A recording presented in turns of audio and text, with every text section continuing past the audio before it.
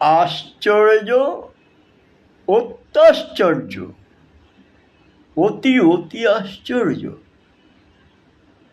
আমরা সাধারণ পাবলিক, ঘরে যদি 2 লাখ টাকা থাকে বা ব্যাংকে যদি 2 লাখ টাকা জমা করতে যায়, তবে আমাদের পেছনে প্রশ্ন আসবে, টাকা কোথায় পেলেন? প্রশ্ন আসবে।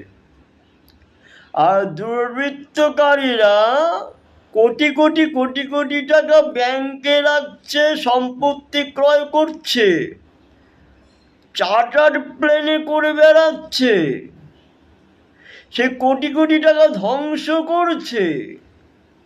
তবে এত কোটি কোটি টাকা কোথায় পেল? প্রশ্ন করুন, যদি হিম্মত থাকে। হিম্মত হবে কোথা থেকে? 200 কোটি টাকার নোটের বান্ডিল মুখে থোবড়ার মধ্যে ছুঁড়ে মারবে, মুখ বন্ধ হয়ে যাবে, রক্ষা কবচ পেয়ে যাবে। That is fact.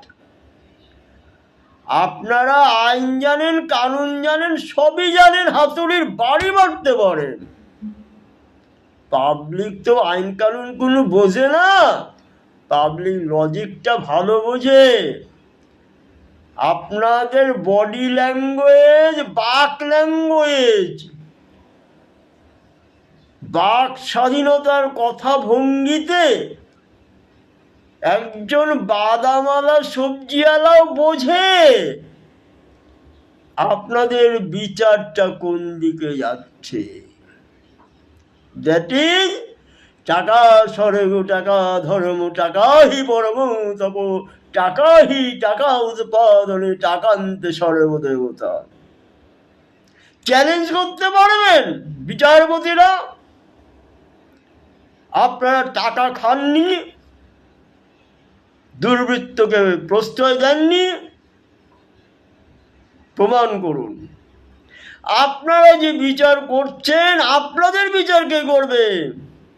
আছে ওপরে ঈশ্বর, আপনাদের দেখছে, ধ্বংসের বাতি আপনাদের হাতে ধরিয়ে দেবে, ধ্বংসের হারিকেন আপনাদের হাতে ধরিয়ে দেবে ঈশ্বর।